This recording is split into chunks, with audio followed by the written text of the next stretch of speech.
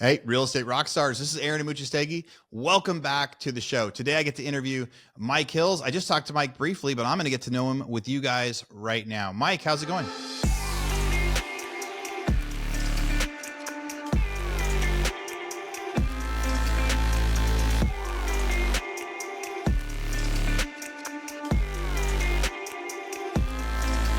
It's going great, Aaron. I appreciate you having me, and to all the listeners, thanks for listening. Yeah. Where do you live? Denver, Colorado, headquarters of our company, and been here a little over 20 years now. Awesome. What company is that? So Atlas Real Estate, we are a vertically integrated real estate company. I'm our managing broker in 9 of our 14 states. And just real estate all day, every day. Dude, 14 states. That's wild to be the managing broker in 9 of them. I haven't talked to very many people that have a brokerage that big, that many places. That's definitely something that we will get to over the show. We'll talk about that. We'll talk about growth. That's obviously a different sort of operation than what we've had. When did you get into real estate? So I bought my first rental 2.5 months out of college. So graduated college in early June 2001, bought my first property 2.5 months later. So September 1st, owned that property for roughly 19 years and change, but only lived there for 18 months. I'm what you would call a house hacker today, but back then I was just called crazy because the millennials hadn't made up the term house hacking. So for those millennials listening, thank you. Don't let people tell you didn't contribute, because you at least contributed that. And I've been in real estate ever since. Started with Atlas as the second employee roughly 12 years ago, and been here ever since. Cool. So you started as an investor, an accidental investor. You bought a house fresh out of college, bought a house, rented some rooms out to some buddies to help pay the mortgage. Yep. Well, and yes, but I was intentional. I did it on purpose. So I would say one of my mentors growing up was my best friend's father, who he was an accidental landlord. What he had done was actually, when I was in college, he had acquired maybe 7 or 8 or 9 rentals over the course of my young life, my teenage years and my college years. And he started selling them off one by one. And when it was all said and done, I grew up in Northern California in Sacramento. He owned a piece of land, GC'd it himself, designed it, built it. When it was all said and done, he owned his house outright, was worth roughly $1 million.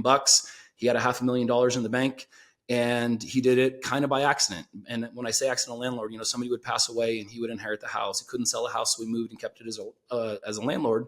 And I looked at that and went, man, if I do this on purpose, if I do this intentionally and do it over 20, 30 years, then putting 2 commas in my name just won't be that hard. Time is on my side. So I did it very, very intentionally and moved. And through the early 2000s and mid 2000s, when the world crashed, and in 2008, I had 5 rental properties and kept them and didn't sell any of them. So I was very intentional about doing it. And we'll talk about that, intentionality and the value that you bring to your clients. Yeah. Where'd you go to college? I went to the University of Denver. Go Pios. Cool. So you grew up in Sacramento, and then 97, 98, you moved out to Colorado? Great call. You're good at this. Yeah. So 1997, went to college in Denver, had never actually been to Colorado, but had an academic scholarship. And I was like, it's far enough away from my parents and far enough away from my friends that are a bunch of monkeys and getting me in trouble. So I'm going to head to Colorado and stayed here ever since. Yeah. Well, I know a lot about Sacramento. I started buying foreclosures in Sacramento in 08, 09. And so I was there kind of during the crisis. I went from Oregon to California. So I was going to Cal Poly when San Luis Obispo in California, while you were at the same time you were at school in Denver. So yes, there's a lot of stuff we can share about the market, but it's really interesting that you had, during 08, 09, you were able to keep your houses. Now, partially that probably helped you bottom in 01, 02, and maybe not 05, 06, and maybe Denver performed better than California. Something that you said that I think is interesting, like you were house hacking before house hacking was a thing. And house hacking, like in a college town, was kind of a very natural thing before people were talking about it too. There was always these ideas of, even in the early 2000s, late 1990s, of this idea that like when your kid goes to school, you buy a property, he stays there, he rents the room out to his friends to offset the mortgage, and you can sell it after. And then what we were seeing during that time is after 4 years, all of a sudden it was worth a lot more. Yep. And so college towns have always been like house hack type environments where people rent stuff out by the room. But I think, yes, in the last 4 or 5 years, it became much more popular as an aggressive, intentional method So, but again, it was talked about in college towns all the time by young college students and people that were sending their kids to school. But now it is a thing that people just do it everywhere, not just in college towns, things like that. All right. So you bought your first house, and this was like as an investor, as an accident. What did you study in school? Finance. So, when I say that, I was the kid that when I was growing up, when I was young, I passed out flyers to wash people's cars and rake their leaves. And when I was 16, I actually bought my first company, bought a mobile car detailing company, and used and made money and employed my buddies to do that. And then when I got to college, I waited tables, which I still think is number one, the best money that you can make as a young person. But it also teaches you a lot about humanity when you're serving other humans, some good, some bad. And then, like I said, I bought my first place right out of like literally graduating college. And that was back in 01 when I got a stated income loan. And for those of you listening that don't know it, then I got a little story. So I'm sitting at the loan closing table. This is September 1st, 2001. I'd been out of college less than 3 months. I had had 3 big boy paychecks from my first big boy job. And I'm sitting there and the loan officer slides this piece of paper across the table and he says, sign this. And I was like, dude, this says I make $89,000 a year. And he's like, yeah. And I was like, I make $32,000. And he says, this is a stated income loan. I was like, okay, I don't understand. And he says, you state your income and we give you the loan. And I was like, hold on. So I just signed this piece of paper and it says this is the money that I make and you're going to give me the loan to buy this house. He's like, yes. I was like, wow, you guys are morons. So I signed this thing and, later, 7 years later, 2008 happens and I lived it and I understand why, but I had all of my properties on 30-year fixed rate notes. So I was protected. Now you made a comment about, having those houses through 2008. Well, in 2010, I had lost value on all of them. Like the first little place that I bought, this little townhouse, I bought for $145. In 2010, I remember it appraised for $99,000 and I owed like 130 grand on it or something crazy like that. But it didn't matter. I didn't sell it. I waited. And when I finally sold it in 2021, I sold it for, I don't know, $235,000. I owed Wells Fargo, I think it was $46,000. And I 1031 exchanged a little under 200K into a 9-unit apartment building in Colorado Springs. So it's one of those things for those of you that are feeling pinched out there, the world's hard. It is really hard. And if you're a landlord, it has been really hard the last 2 years, but it's okay. Time is on your side. Just wait longer. And, one of the things that we will talk about is just intestinal fortitude, just working that plan, making the plan, working the plan, and knowing that time is on your side as long as you stick to that plan and don't get scared. Yeah. Real estate's a great way to get rich, but not a great way to get rich quick. Right. it is a get rich slow. It is a get rich process. So I don't know if the market, if a house today is going to be worth more or less next year. Right. But I know for sure in 10 years, Austin is a wild market right now. I live in Austin, Texas. We've had the markets go up like crazy from 2020 to 23. And since then the market's gone down like crazy. I don't know if we're at the bottom. It feels close, but who really knows? But what I do know is in 10 years, the house will be worth more. And in 20 or 30 years, the house will be worth way more. And so when you try to guesstimate, hey, I'm going to buy this house because of what it's going to be worth a year from now or 2 years from now, it's a dangerous business, but that's why it's not a get rich quick. But over time, just like you said, you bought a house, you had renters forever. Some months were better than others. Some if you would have sold it on one of the years, you would have made nothing, but you waited long enough as it was just a rental. And then all of a sudden you had paid enough of it off, that it turned out to be a great deal. You were able to pull out that equity and really, really grow. So yeah, I want to talk about the loan really quick that you brought up. Now, most of our listeners have probably heard about this, not something I go into a lot on here. So you got a stated income loan where they essentially said, now they have different versions of loans now. Like the best rate you're going to get is they do your tax returns, they do your bank statements, they talk to your landlord if you've paid rent, they talk to your employer to make sure you're not going to get fired. That's the best loan you're going to get today. Yes. Then they have a thing called, so let's say your rate for that is a 6% loan today, 6 or 7. I don't even know what rates are today, but they're not great. They're not awesome. Right. They're not awesome historically speaking in the last 5 years. They're probably like they were 10, 15 years ago. Pretty normal over the long term, pretty normal. Last 5 years, terrible. Yeah. Over the last 20 years, rates today are average. My first big house was a 7% one and I was excited. I could not believe they would give me that big of a loan at 7%. So, right. But then the different version today is there's a bank statement loan you can get. where they're not looking at tax returns at all. They're just saying like, show us your bank statements for the last 4 months. What was your money in? What was your money out? So if your best loan is 6%, let's say your bank statement loan is like 7%. Mhm. Now, income statement loans, like you talked about before. So let's say rates back then, I bet rates were 6% back then. Yeah. Right. And Yes. but a statement loan is like 1% more. So like, hey, if you show us your tax returns, it's gonna be 6%. If you just tell us you make 89,000, that's fine, but it's gonna be 7%.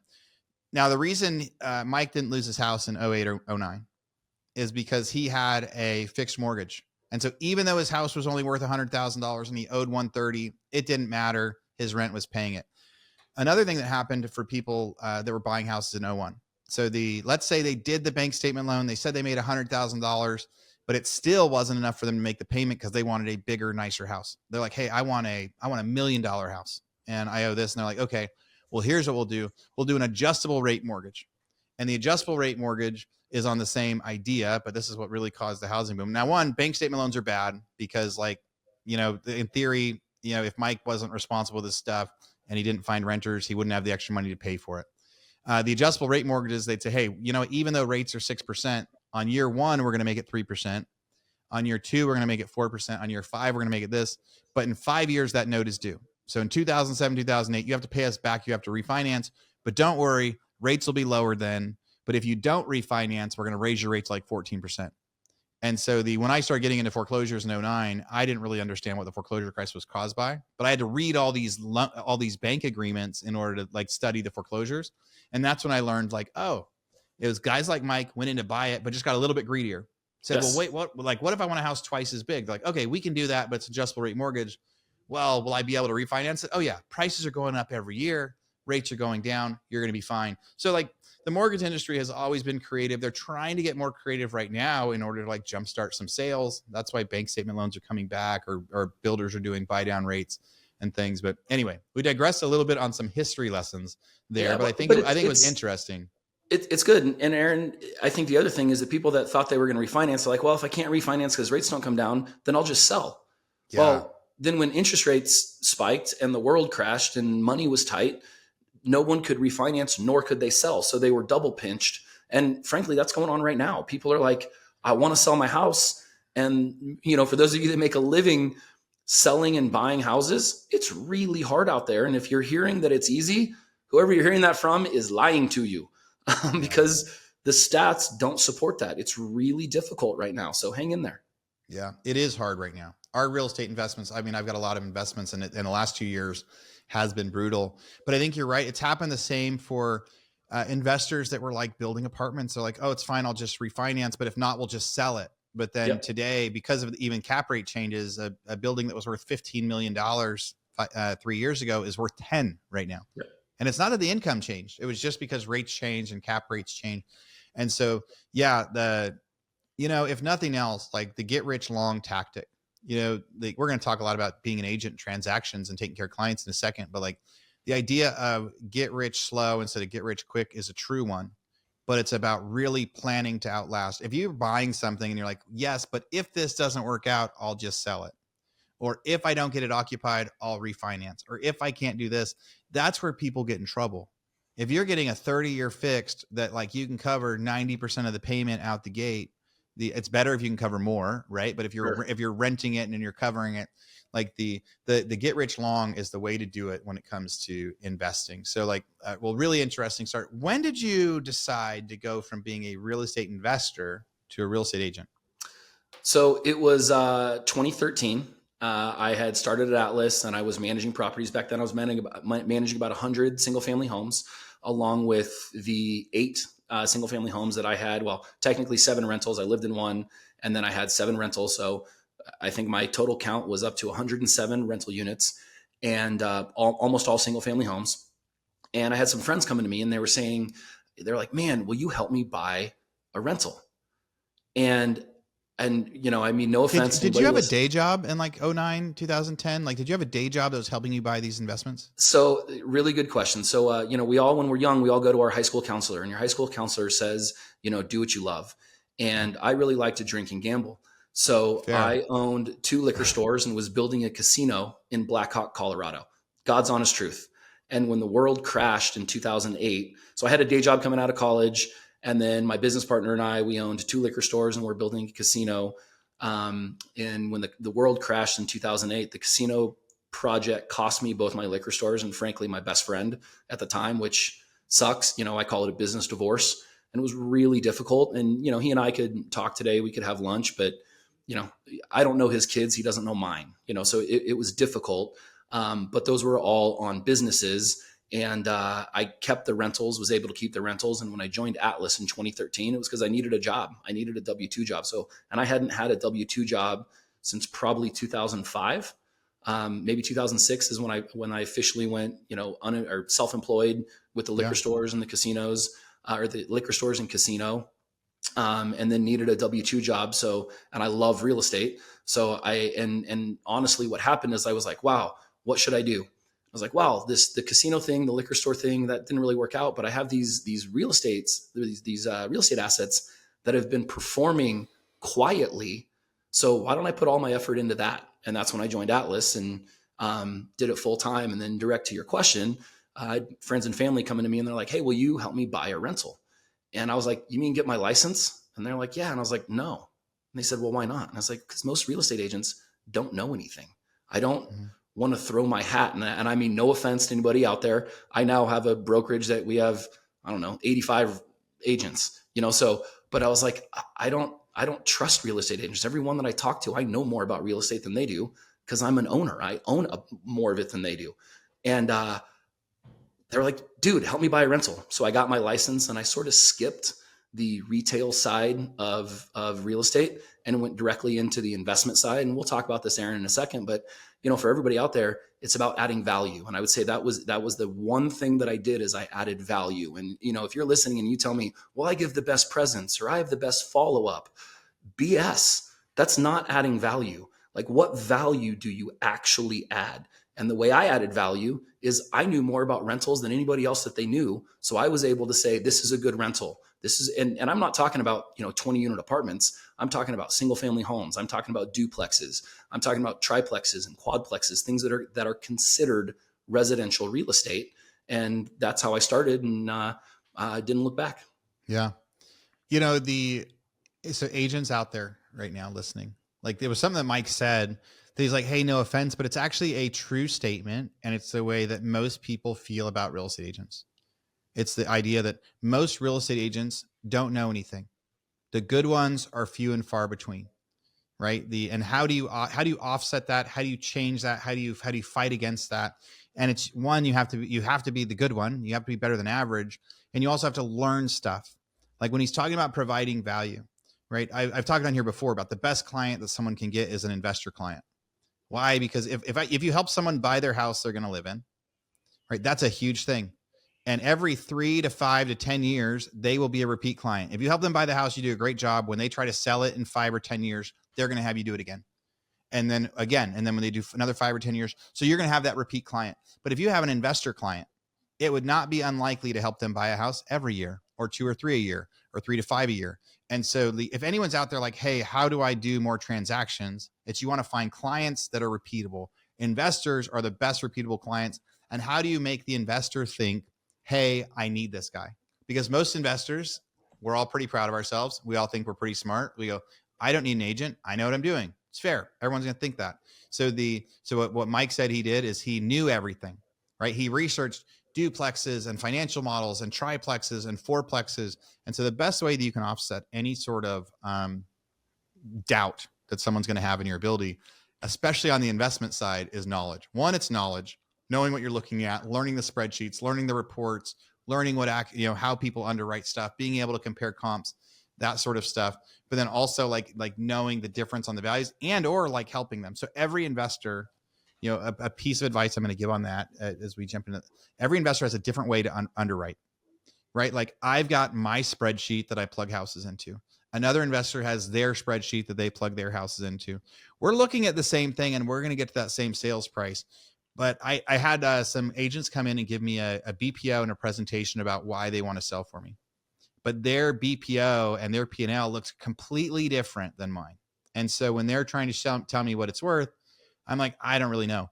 I don't agree. I look at it different. So what I would ask somebody, so if an investor says like, hey, I'm looking for properties, or if you're door knocking or cold calling to get clients and you call an investor and say, hey, I see you're an investor, I'm an agent, do you want any more help? Like, well, if you find me deals, I'll say yes to it. Like, that's the most common thing. An investor's like, well, you got to find me the deal. The next question I would ask is like, what spreadsheet do you use, or what form? Can you send me what you use to underwrite these deals? So that way, before I send you one, I've put it in your format, and I know that like when I calculate something as a 6 cap, somebody else might use the same, calculate that same property as a 7 cap, because we just look at stuff different. So I would ask the investor like, hey, how do you keep track of that? Let me see your sheet. So that way, when you are doing that, but Mike, you were the investor that they were trying to learn from. So it was almost easier. You got to teach them as you went. You're like, hey, here's how you know how much profit it is. How this here. So they were like using your sheets because they didn't know any better. Correct. Yeah. Well, and Aaron, what you said, and I'm not sure I can say this, but I'm going to. So if I offend anybody, investors, what we all are? We're whores. And what I mean is we're going to go to the person that brings us the best deal.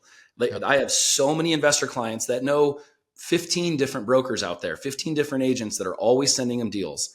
And what I always try to do, and what I teach my team, is have value, be confident in your number, and show them that this is the best number. And if you do that over time, they will come back to you and say, wow, you were right. I was like, I know I'm right. And that's okay. But you have to earn their business. You have to earn their trust, and therefore earn their business. Aaron, you said something. The last stat that I saw, and it changed a little bit after COVID, but the average American retail buyer and seller will do a transaction every 7.4 years. The average investor will do a deal every time they have enough money. And what happens is eventually on the buy side, and I'm seeing this now, where the buy side, and they buy and they buy and they buy, and then they're like, well, I want to get out of the duplex game or the quadplex game, so I'm going to sell my duplex and I'm going to 1031 exchange it, and I want to go buy a 6plex or an 8plex or a 12plex or something like that. So what you've done as their agent, as their trusted confidant, is you sell them something, and then you get to sell it again for them, and then you get to turn around and buy it. I mean, I've got clients that have done $4 and $5 and $6 and $7 million in transactions with me over the last 7 years, because the rings start at $400,000, and then the last one is 1.6 million, and that's a fun spot to be in. Yeah, that is know your client too, as you're trying to get those investors, like know who they are, just like Mike described. Like, they don't have time to look at stuff. They're looking for the best deal. They're going to give it to whoever. Like, the negotiation process, that part of providing value. But we haven't really gone deep before into, who the actual investor is and why. But when people talk about it, we just kind of naturally got here to the part of the conversation. So your story, you invested on accident, you had a job, you continue buying real estate on the side. That's really common, right? And not necessarily a job. Like, you were an entrepreneur, you had your liquor store, but most people, like the way that it would be similar, right? So if you're a real estate agent out there right now that doesn't own any properties, but like real estate's your job, and you're making 40, 50, 60, $100,000 a year, like, that's fine, right? That would be your day job if you want to start getting into real estate and buying that one property a year, that one property every few years, that sort of thing. But of course, we got to get to more transactions, because so if you guys want to do this, you have to do more transactions to make more money to do that. So then you transition and you start helping people buy houses, right? And and before I get into, because I want to talk about the fortitude and the intentionality that you talked about, when you knowing what you know now, you've been in real estate for 25 years accidentally, 15 years intentionally, something like that. Like, what is something you know now that you wish you would have known when you started? From a something that I wish I knew now, I think it's about, I would have worked even harder. I would have made more calls, worked even harder. One thing that I think that I was really bad at was follow-up. I would just, so here was my process. I have a background in public speaking. So I was a professionally trained public speaker for a company called Rachel's Challenge. Rachel Scott was the first girl killed at the Columbine high school shooting. So I've traveled the country and probably spoken to 250,000 young people about the Columbine high school shooting incident. And when I joined Atlas, I blended my love of real estate and my love of public speaking into a presentation that I gave once a month. And I advertised it, and it was free to come. And I said, hey, this is how I buy real estate. This is why I think you should too. So if you want to buy real estate, if you want to buy investment properties, I'm your guy. And that's how I earned all my clients. So one of the things that I did was when I needed more clients, I just did another presentation. What I should have done is done the presentation, but also been really good at follow-up. And I would say that was the mistake. I could have made my life even easier and even better if I would have been better at follow-up. And the joke that I make is I've probably spoken now in terms of real estate investing to, I don't know, 8,000, 6,000, 9,000 people. And I bet there's hundreds of transactions that people that came to my class have done, but they didn't use me because they came and they listened and are like, man, that guy's got a good idea. But I never called them. I never emailed them. I never followed up because I was too busy with the clients in front of me. And I should have been better at follow-up. So, and it was one of those things like, I'll get around to it. And I never got around to it. And I think that was an overstep and a missight on my part. Yeah. I think that's a great piece of advice. We just had our production meeting with my employees on our property management stuff this afternoon, right before we came in here. And I was reminding them, and I said, we have 60 possible leads that want to rent our places right now. And so I pulled up our dial pad and said, we should have 61 outbound calls and 61 text messages today. Every single day. If someone's on that lead sheet, you call them, you text them every single day. And they're like, we don't want to be annoying. We don't want to be this. And I said, you will have done your job when they say, leave me alone. I'm not interested anymore. Like if you aren't calling them and texting them enough for them to say like, actually, I don't want to rent your stuff. I don't want to rent a house ever. I don't want to buy a house ever. And it's funny because people are like, no, that's bad. No, there's like nothing bad that comes out of just intense, frequent follow-up because they're going to know like you're going to work as hard for them on the other properties as you are to get them. Like if they see you like calling, texting, they know that if you write an offer for them, that you're going to call and text. Nothing bad can come out of follow-up. And again, they said like, what if the person tells me to screw up? I said, come show me because I will celebrate. If you are hitting, like the goal is that you're calling and texting so often that they tell you, leave me alone. I'm not interested anymore. That's the only time they come off the lead sheet in our business. I reposted a meme today that was pretty funny. It's going around on Instagram right now. And the highlight said, it showed a gal that had gotten arrested. And the highlight says something like, realtor arrested for sending 129,000 text messages to a lead.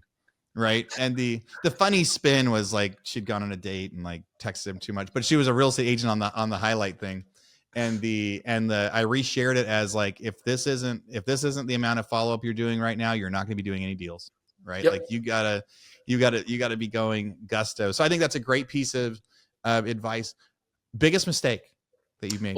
Well, so Aaron, just to comment on that, one of the jokes that we make is either that people need to buy a house from you or need to file a restraining order. That's same thing. Bother them so much that they're like, dude, I hate you. And if you call me again, I'm going to call the cops. Or they're like, yep, you know what? You're my guy. I'll buy a house. I 100% believe that. And you listeners, you might think I'm joking. Like, no, like if you are getting people to tell you to stop calling, stop texting, I guarantee you're getting deals. Yes. And if you haven't done a deal in a few months, I guarantee people aren't telling you, stop calling me, stop texting me. Well, how about this? And for your listeners out there, if your managing broker, if your boss in whatever form of boss you want to call a boss is not holding you accountable to these calls, then call me. I'll hold you accountable. You want to be successful? Have somebody actually hold you accountable to getting out there and beating the streets and pounding the phone. Man, I don't need to get into it, but I have 50,000 old leads from just various things we've done over the years with some of the biggest names in real estate that I'm not going to say them because I'm not sure I'm allowed to on a podcast, but the biggest name in real estate that you guys all know, not a brokerage. We've worked closely with them for a lot of years. And I've got 50,000 leads, and it's amazing how many people come through my door and they say, hey, I'll call these leads. I'm like, great. And then they don't. I'm like, cool, get out of here. You asked me to help make you successful, and now you don't want to listen, and that's fine, but I'm just not going to waste my time. So I say, show me the dial pad, show me the text. All right. Biggest mistake. I would say, from an entrepreneurial standpoint, back to the liquor stores, the casino, I held on too long. I had a mentor one time, long time ago, tell me, he's like, I asked him what my biggest blind spot is. And he said this, he said, until you have failed, you don't know who you are. And I don't mean like, got a bad grade on a test or maybe lost a deal. I mean, failed, like burning ring of fire Johnny Cash song style, like go down in flames. And until that, you don't know who your best friend is. You don't know who your partner or spouse is. You don't know who you are until you look in the mirror and go, wow, that was my fault and I failed. So that was a really good piece of advice. In terms of my biggest mistake, I would, in a weird way, I would say not buying real estate more and sooner. And I bought more and sooner than most, but buy more, buy sooner, and don't be arrogant enough to think you know everything. Like keep an open mind and learn. I mean, Aaron, you and I don't know each other. We met for the first time, 36 minutes ago. And I can already tell you, and how about this, everyone, for follow up? I'm going to email Aaron after this and be like, dude, when can I fly down to Austin and buy him a cup of coffee or buy him a cocktail and say, last time I was Austin, I went surfing, on the lake there. And I was like, dude, when can I come out and buy you a cup of coffee and learn more?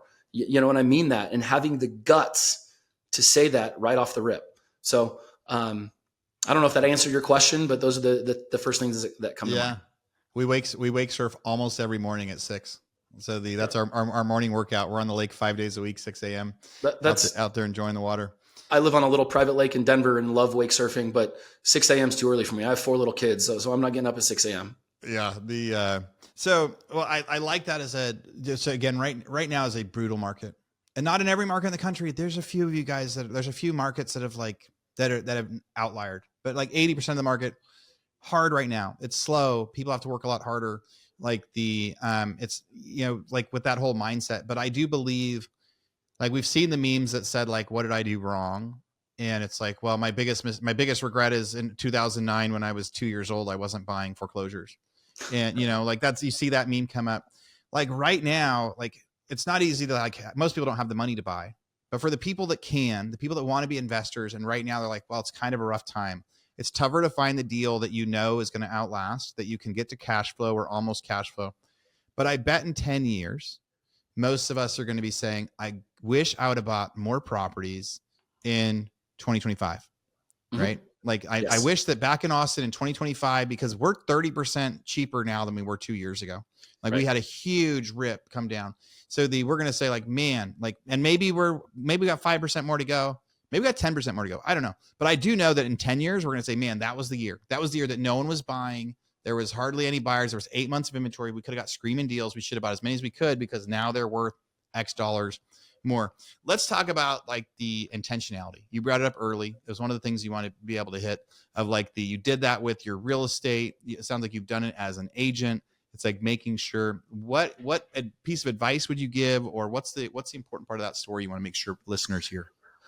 I would say, and it goes back to like buying. And I would say this, it's about intentional. The biggest money on the planet right now there. And again, for the sake of this podcast, we're not going to talk about it, but we have some very, very large partners that the biggest money on Wall Street's putting money into single family homes in America. And if you think you're smarter than the biggest money on Wall Street, you're probably not, and neither am I. So why aren't we doing what they are doing? And I mean that very, very earnestly and sincerely. And that speaks to intentionality. And what I mean by that is, if your intention is to do, 3 deals a month, which if you do 3 deals a month at 36 transactions a year, you are one of the top 1% in, I don't care what market you're in. Like, you are doing a ton of deals. So the question that I would ask you is, how many calls does it take you to get 8 meetings a week? And how many meetings a week does it take you to earn 1 client? And most people are not intentional enough with knowing their statistics. Like back in the day, I could tell you that every time I spoke, if I had 30 people in the room, I would get at least 2.5 deals out of that room. So I was able to measure what I needed to do on a monthly, therefore weekly, therefore daily basis in terms of effort and output in order to drive the end result. And that's what people are not intentional about. If I say, how many calls do you have to make to get to 1 client? They're like, I don't know. Like some weeks it's 1. Okay, well, what's your 6-month average? How many calls in a month? Therefore, again, a week. Therefore, in a day. Therefore, in an hour. And I think what happens is real estate agents get up and they're like, oh, I worked a full day. And then you ask them about it and they're like, well, I got up and then I went to the gym and then I came home and took a shower. And they didn't actually start their day until 11:15. And it's like, no. Your day starts at 7:30 or 8 o'clock. And this is personal experience. I got better as soon as my oldest daughter had to go to school because I had to get up and take her to daycare every day. So I had to be up and showered and working by 8 o'clock in the morning. And it became my routine. And therefore it was my intention. And, and if you're new out there, that is what I would do. Every call you go on, cloverleaf. If you don't know what that means, Google it or look me up. Or some people call it cold calling. These are the things that we try to teach. And that goes back to the intention of, if you want to be an expert at this, you got to spend 10,000 hours doing it. And I bet you haven't spent 10,000 hours cold calling. So, and that speaks to the intention of what I was talking about. Yeah. No, we all come up with goals at the beginning of the year. If not, come up with some goals, right? Come up with some goals right now. It says like, this is how many deals I want to do. It might be you want to do 2 deals before the end of the year. It might be you want to do 10, whatever it is, but you should have a goal. You should have something that says like, hey, it's kind of in reverse, right? We go, hey, this is my bills. Or when people are quitting their job to become a real estate agent, they're making $40,000 or $50,000 a year somewhere. They're doing it because they want to make more money because they can barely make okay, I need to make $60,000 a year. I need to make $70,000 a year. The goal starts as that. What do I need to make my bills or to live the lifestyle I want? Most of the time people do it for the lifestyle too. Hey, I want this lifestyle, I want this. How much do I need to make? I need to earn $70,000 a year. Now in a market where that could be one $10 million house, right? Like right. Or there's ways to slice it depending on your market, depending on what's there, but you can back into that based on commission splits and everything else. Go, cool. If I want to make $100,000 a year, then I need to be able to do 10 transactions where I make $10,000 a piece. So I need to do 1 a month. That's at least this price, or I need to do 4 a month that are the $200,000 houses, whatever it is. You can back into like, here's my goal. This is how many deals I need to be able to do.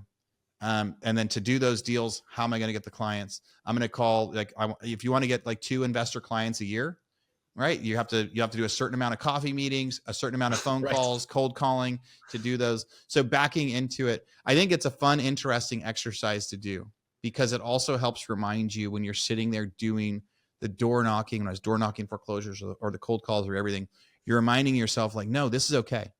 Like for every 100 calls I make, I only get 3 meetings. That's okay. So I need 97 people to hang up on me. I need 97 people to yell at me. I need 97 people to cuss at me.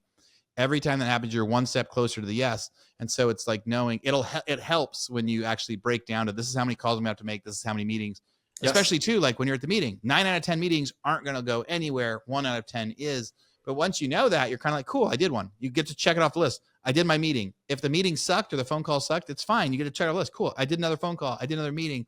It helps you celebrate the losses and it makes those losses a little bit better and easier to go like, no, that's just part of the equation. So I love that idea. Man, our time is flying through here. I know that there's a couple other things you had talked about. Like, I guess the fortitude and intentionality is kind of the same thing of like, of like pushing and then the value add. So I guess the thing I really want to close with, because we've got so many things here. So like, all right, so we have convinced agents today that they need to get an investor client, right? I'm sure we've convinced people of that. We've convinced them that it's hard. We've convinced them that it's hard work. But if you have tracking and you have accountability, you're going to do better. And if you don't have accountability in your life, if you don't have someone in your life telling you, did you make the calls? Show me your phone. You didn't make the calls. Go make the calls. So you need somebody that's going to hold you accountable, whether it's an accountability partner or whether it's a boss or whether it's somebody else. You need that. But like the adding value part or getting investor clients, what's the biggest piece of advice you could give? So somebody says today, like, okay, I'm hooked. They're going to go message you on Instagram or email or something. They're say, Mike, how do I go get more investor clients? I'm a new agent in this area. Where do I start? What would you say? So I would actually say so I was already an investor. So getting investor clients was much easier for me than most. But really the lesson that I've learned over the years is I leaned into who I was. It turned out to be investors for me, but I leaned into me. I took an honest look and said, hey, what are my strengths? What are my weaknesses? What do I like to do? What do I not like to do? And I leaned into me. And I would say for everybody listening, figure out where you add value. And again, for me, it was investors. I just knew more. And unfortunately, if you're a new agent, you're listening and you're talking about a rental property and you rent your apartment, you don't even own anything. If you came to me and cold called me, I'd probably chew you up and spit you out. And I'm much nicer than that. But in theory, I go, dude, I'm not going to do business with you. Not because I dislike you, just because I know more than you. And that's not bad. I'm just old and been doing this a long time, but there's other pieces of value that you have. And I would say lean into your value, lean into who you are. And if it's investors, because you know how to house hack, or you know how to do short-term rentals, or you know how to do midterm rentals, that's something that I don't know a lot about. I don't do short-term rentals. I'm a long-term rental guy. So that is something, if you called me and said, hey, I've got a great short-term rental, here's why, Aaron, here's the spreadsheets that you were talking about earlier, that would add value to a guy like me. But it's leaning into who you are and the value that you uniquely bring. Because I believe that everybody listening has a unique value. You just got to uncover what it is and lean into that. And plus, it makes life more fun. But don't run away from your strengths. Play into your strengths and hire your weaknesses. Yeah. One thing that I would add to it, or maybe it's a devil's advocate or another takeaway, right? Like, so if you went to Mike and you said, hey, I rent my house, but I want to help you find rentals. Mike's going to say, I know way more about rentals than you, so I'm not going to hire you. But if you said, okay, Mike, but I'm young and I have energy, I can go door knock 100 houses a day for you. Yes. What type of house do you want me to find? Like, you could say, I don't know anything about rentals, Mike. You're totally right. But like, if you tell me the neighborhood you want to deal and some form of a format, I will call 100 people a day, or I will door knock 100 people a day, because before you have knowledge, you have to outwork everybody. When I started buying, yeah, you got effort. Like when I started buying foreclosures, I drove all the houses myself. I door knocked all the houses myself. I comped them all myself. I did title. I had to do it all, right? But I was younger. I had the energy. It was no problem. Eventually, once I learned, then I could teach people how to do it. I had to figure it out myself. So if you don't have the knowledge, everybody needs something. So that is that other part of finding the value. Mike doesn't need somebody to coach him how to find a rental. He doesn't need somebody to tell him how, what areas to look at, but he might need somebody that says like, hey, I can only get a deal right now if it's off market. If you can get somebody in this neighborhood to sell me their house for under $300,000, then we're talking. So then you've got the effort, then you've got the door knocking, the calling. Anyway, this was a super fun conversation. Man, Mike. Aaron, you just gave me chills. Seriously. It is, if you don't have the knowledge, you do have the effort. And right now, I don't want to work as hard as I did 20 years ago. Yeah. Now, I still do, but I use my brain more than I use my brawn. And you nailed it, man. You're 100% right. I would listen to a kid that called me and said, all right, dude, show me which ones. I'll call on 100 people for you. Point me in the right direction. And I'll bring you something awesome. I'd be like, cool, let's do business. Yeah. Like I can't drive 50 houses a day anymore. Like I just can't but I used to, right? But now I could teach somebody how. But if somebody came to me and said, hey, I'll go drive 50 houses a day for you in foreclosure. Can I come to work? I don't know anything about them, but you tell me what to do, I'll do it. We're all about it. All right, Mike, really quick, what states are you guys in?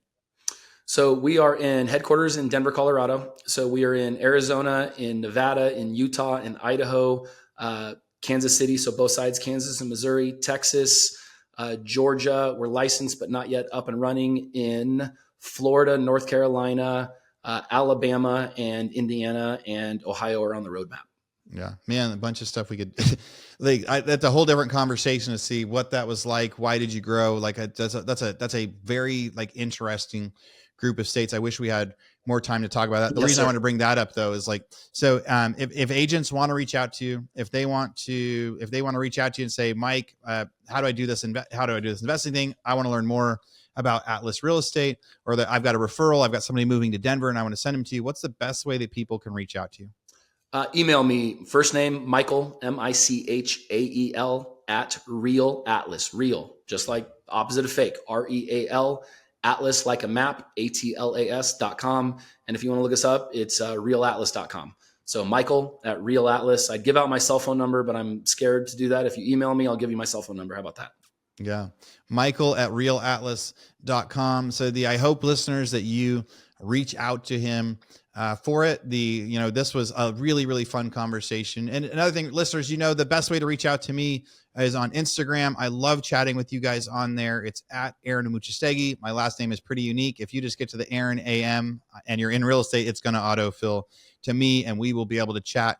We have 3 or 4 more days by the time this comes out where we're selling our final tickets to our Austin Mastermind. It's not until February next year, but we sell it every year. And my big focus is I don't like selling. So we've got a couple more days in sales, and then we get to focus on just the value the rest of the year. So if you guys haven't signed up for the Real Estate Rockstars Mastermind in Austin yet, Now is your last chance by the time this is coming out. And if you heard it a couple weeks after, we are probably sold out. If you want more information about that, go to realestaterockstarsmastermind.com. Again, if you want to email Mike, it's michael@relatlas.com. And I hope to hear from you guys soon. Mike, thanks so much for coming on the show today. Aaron, appreciate it. And I promise you'll get a follow-up from me, probably 3 or 4. If you keep ignoring me, maybe 6 or 8. Cool. Yeah. Right. You got like that. You got to. I won't reply to the first one just to test you. Like I just got to make sure that you are who you say you are. But what a fun time today. And then Real Estate Rockstars, as always. Thanks for listening.